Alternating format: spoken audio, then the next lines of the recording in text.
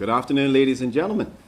Today I'm launching public consultation on proposed changes to the Education Act 1996. It represents our need to appropriately engage parents and the community in improved student achievement. In 2012, the Supreme Court ruled that parent-teacher associations, which I will refer to as PTAs, of maintained schools, that are schools owned and funded almost exclusively by the government, must be treated as boards of governors as prescribed in the Education Act 1996. This occurred after two PTAs disagreed with the transfers of their principals. These transfers were intended for the purposes of school and system improvement, but were determined to be null and void by the Supreme Court. The ministry was therefore unable to transfer principals because the Supreme Court ruled that it had a duty to consult first with PTAs. However, teachers were transferred without any legal challenges by PTAs last year. This year, the ministry successfully consulted two PTAs of schools who needed new principals. It also attempted to transfer teachers in the best interest of children in schools for professional growth and development of staff, to help share experience and knowledge of teaching staff between schools, and to promote balance between schools. PTAs of a few schools complained, citing the previous year's Supreme Court ruling.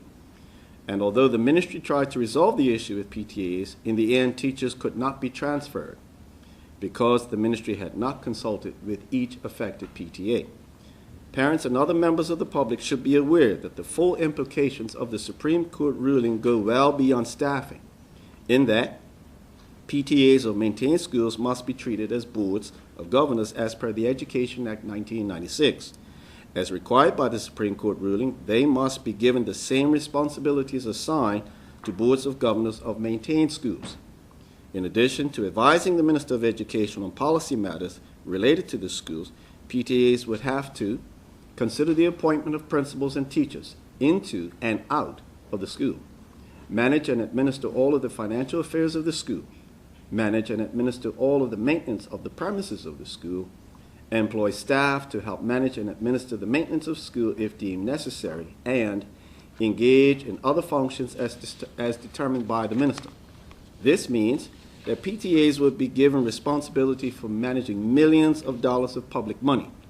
They would have to carry out school maintenance, which includes safety and health for students and school staff, and would also be entitled to sufficient personnel information on principals and teachers to make informed decisions on recommendation for staff changes.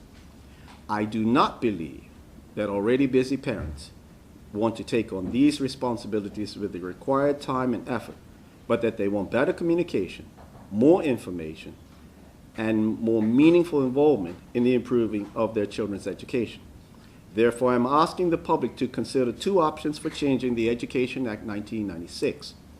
One option is to establish and implement school advisory councils for every maintained school. School advisory councils are a means of creating school-to-community connections, engaging parents, and assisting schools to improve student achievement. The second, but preferred option, is to amend the Education Act 1996 to remove boards of governors for maintained schools. In their place will be a new relationship with PTAs that is focused on student achievement and school improvement. This relationship would be enshrined through a memorandum of understanding that would be largely focused on the role of parent participation in school improvement. It would give all parents equal access to relevant achievement-related information and direct participation in school improvement. These proposals are presented in a consultation document available on the web at www.moed.bm. And as the purpose of the consultation is to gain the best possible outcome for our children, I want parents and the community to give their views on how they want to be involved in improving schools for all of our children. Persons can hear more and share their own insights at public meetings which will be held on October 2nd, October 8th, and October 10th. They can also email submissions to Education Consultation, that is one word, educationconsultation@moed.bm, or they can provide directly by mail or by hand, or contact the ministry directly. The consultation will close on November 15, 2013, to allow me to make the final decision on proposed changes during this parliamentary year. This consultation process will also overlap with the inclusive and special education consultation, which is already underway. In closing, I hope that parents and community realize that they are one of Bermuda's greatest assets. This is because parental involvement is a key factor in improved student achievement. I therefore propose that the involvement of parents and the community be harnessed to help the Ministry of Education and schools get it right for every child.